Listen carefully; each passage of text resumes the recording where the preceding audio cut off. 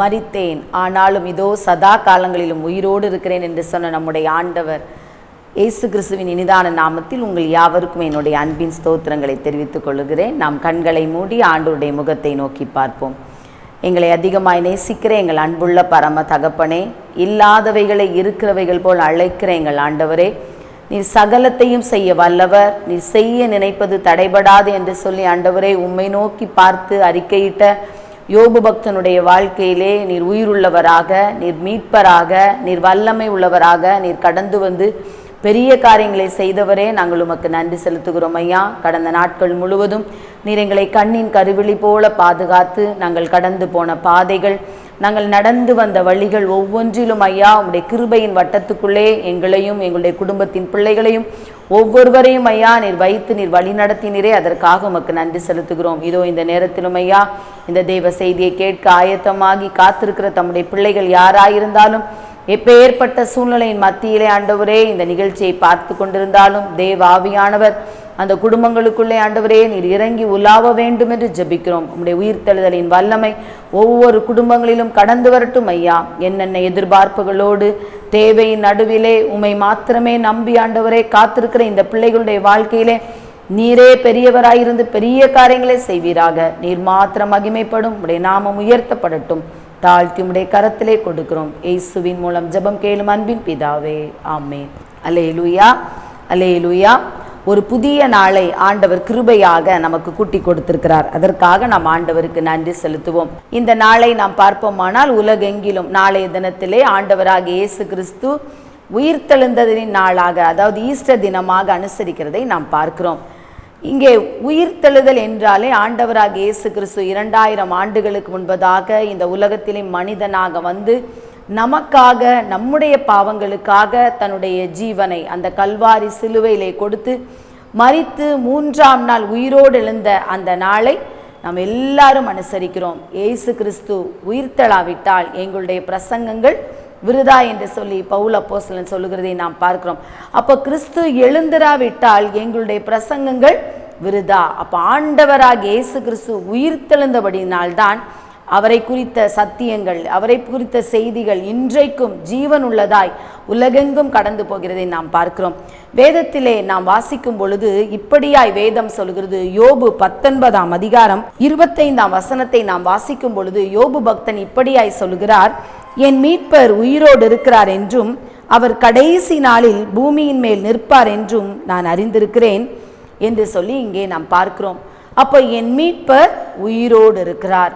ஆண்டவராக இயேசு கிறிஸ்து உயிர்த்தெழுந்து இன்றைக்கும் அவர் ஜீவன் உள்ளவராக, அவர் உயிரோடு இருக்கிறார் என்பதை நீங்களும் நானும் அறிக்கையிடுகிறோம். இதை ஆண்டவராக இயேசு கிறிஸ்து இந்த உலகத்தில் பிறப்பதற்கு முன்பதாகவே வாழ்ந்த யோபு பக்தன் ஆண்டவராக இயேசு கிறிஸ்து இந்த உலகத்தில் பிறந்து மரித்து மீண்டும் உயிரோடு எழுந்து அவர் உயிருள்ளவராக மீண்டும் இந்த உலகத்திற்கு வரப்போகிறார் என்கிற அவருடைய வருகையை முன்னிட்டு இந்த இடத்திலே அவர் அறிக்கையிடுகிறதை நாம் பார்க்கிறோம்.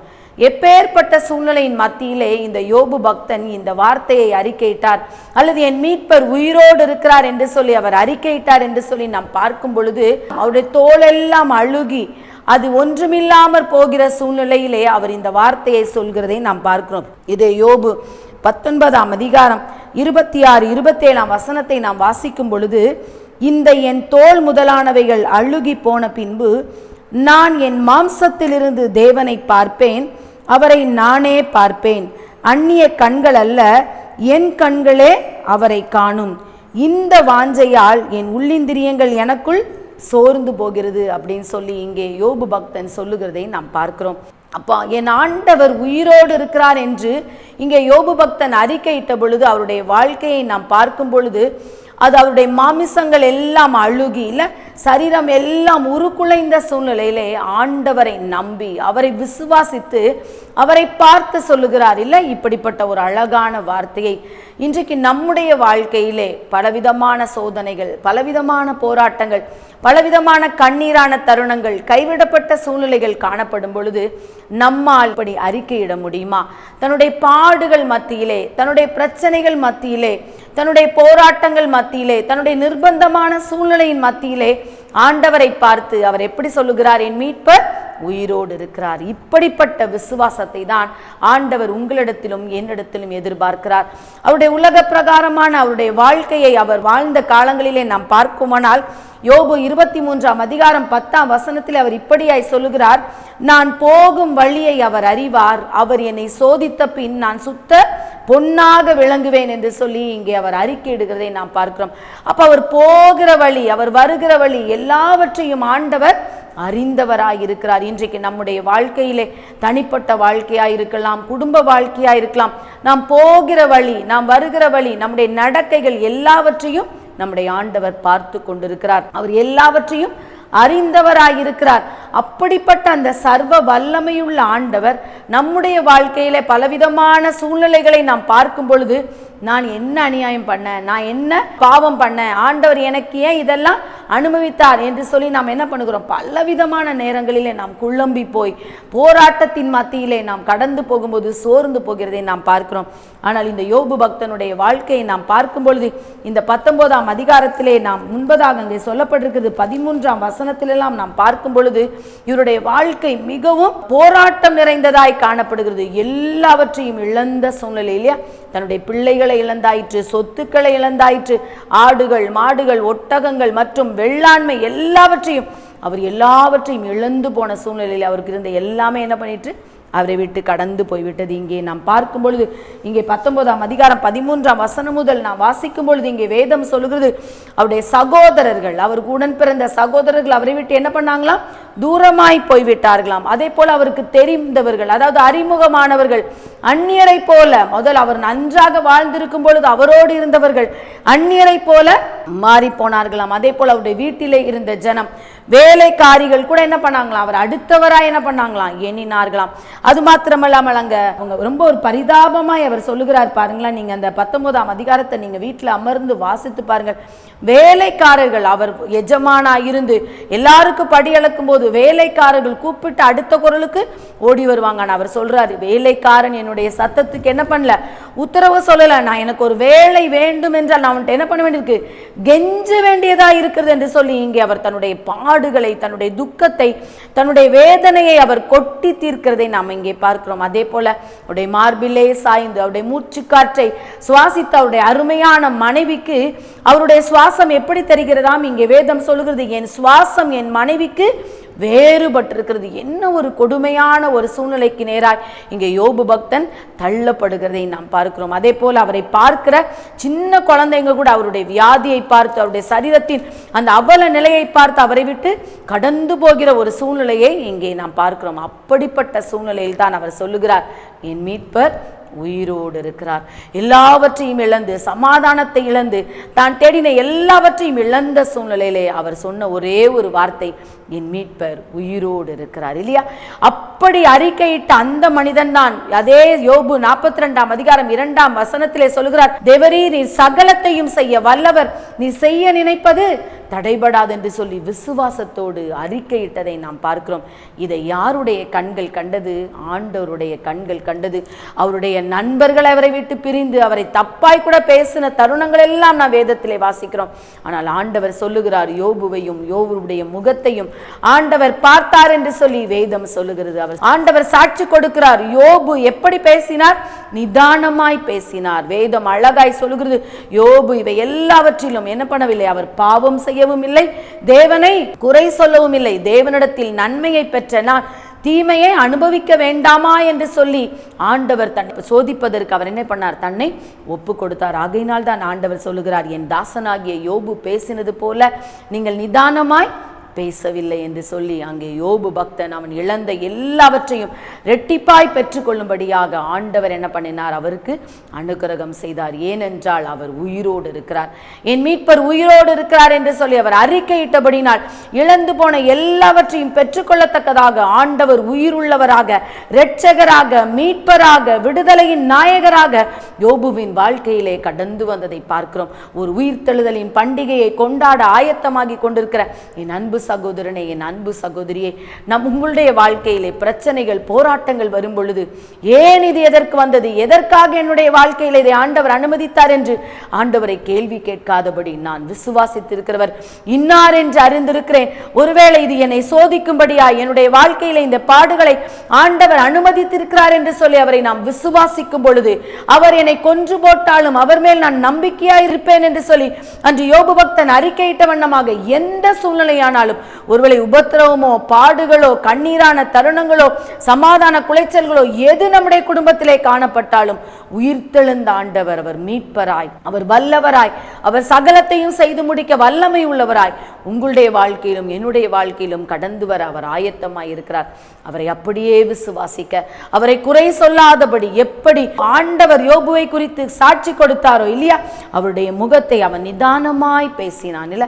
யோபுவை போல எந்த சூழ்நிலையிலும் எப்பேற்பட்ட போராட்டங்களிலும் ஆண்டவரை குறை சொல்லாதபடி விசுவாசித்து, என் மீட்பர் உயிரோடு இருக்கிறார், அவர் எல்லாவற்றையும் செய்ய வல்லமை உள்ளவர் என்கிற விசுவாசத்தோடு அவருடைய முகத்தை நாம் நோக்கி பார்ப்போம். ஆனால் ஆண்டவர் நம்முடைய வாழ்க்கையின் எல்லா சிறையிருப்பையும் மாற்றி இழந்து போன எல்லாவற்றையும் இரட்டிப்பாய் பெற்றுக்கொள்வதோடு மாத்திரமல்ல, அவருடைய வருகையிலே அவரை முகமுகமாய் தரிசிக்கக்கூடிய அந்த பரம அழைப்பின் பந்தய பொருளை கூட ஆண்டவர் நமக்கு கொடுத்து நம்மை ஆசீர்வதிக்க சித்தமுள்ளவராய் இருக்கிறார்.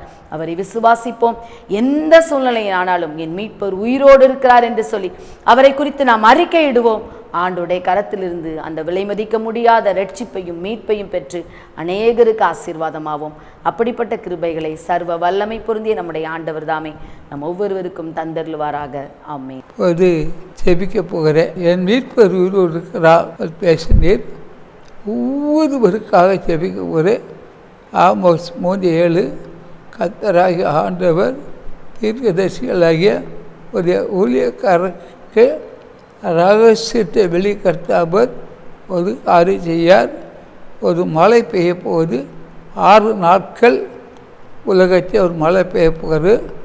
அந்த மழையினால் உலக மக்களுக்கு கஷ்டம் வரும் என்று கர்த்தர் சொல்லுகிறார். ஒரு ஆவி உலகத்திலிருந்து நான் போக மாட்டேன் நினைத்து அது போய்த்து என்று கர்த்தர் சொல்கிறார்.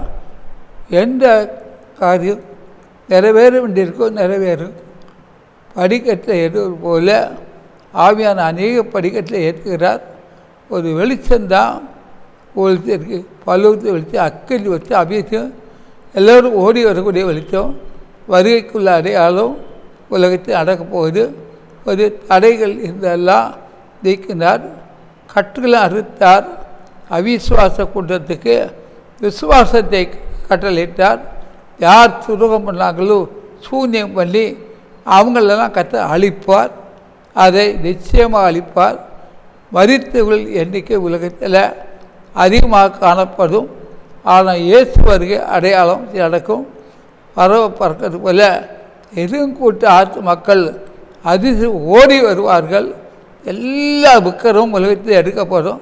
ஒரு விக்கிரம் கூட உலகத்தில் இருக்கக்கூடாது, இருக்காது. பார்ப்பேக்க என் நாமத்திலே இதை சொன்னேன்.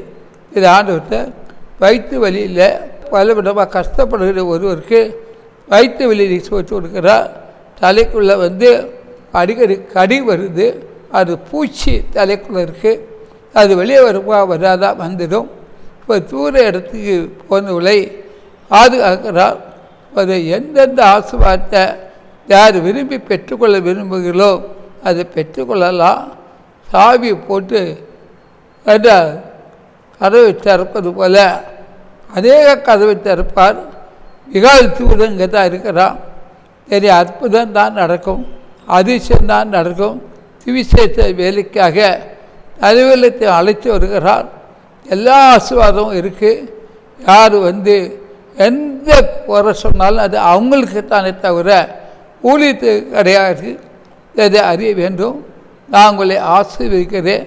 நீங்கள் நிகழ்ச்சி பார்க்குற ஒருவரையும் ஆசீர்வதியும் இந்த ஊழியத்துக்காக ஒரு நிமிஷமாவது ஜெபத்தில் தாங்கும்படி அன்பாய் பட்சமாய் கேட்டுக்கொள்கிறோம். ஆமே ஆமே. மேலும் தேவ ஊழியரை நீங்கள் தனித்தனியாக சந்தித்து ஜெபிக்க விரும்பினார் ஒவ்வொரு நாளும் அதிகாலை 5 மணி முதல் காலை தொழுகையில் நீங்கள் கலந்து கொண்டு சகோதரர் அவர்களை சந்தித்து ஜெபித்துக் கொள்ளலாம். மேலும் விவரங்களுக்கு தொடர்பு கொள்ள சுவிசேஷகர் எஸ் தங்கசாமி, தொலைபேசி எண் 26574550, 26574551, செல்போன் 9383344445. புத்தூர் அதிசய பராக்கா தீர்க்க தரிசன ஊழியங்கள் நடத்தும் பரிசுத்த உபவாச ஜெப கொடுகை நடைபெறும் இடம் அதிசய பராக்கா தீர்க்க தரிசன ஊழியங்கள் 71 மௌனசாமி தெரு, அம்பத்தூர் ஓச்சி. இதில் சிறப்பு ஜெபம் மற்றும் தேவ செய்தி அளிக்க இருக்கின்றவர் தீர்க்கதரிசி சுவிசேஷகர் எஸ் தங்கசாமி அவர்கள். அன்பானவர்களே, இந்த உபவாச கூட்டத்தில் கலந்து கொண்டு தேவ ஆசீர்வாதங்களை பெற்று செல்ல அன்புடன் அழைக்கப்படுகின்றீர்கள். தேவைகளுக்கும் மேலும் ஆலோசனைகளுக்கும் நீங்கள் தொடர்பு கொள்ள வேண்டிய முகவரி சுவிசேஷகர் எஸ் தங்கசாமி, 71 மௌனசாமி தெரு, அம்பத்தூர் ஓச்சி, சென்னை 53.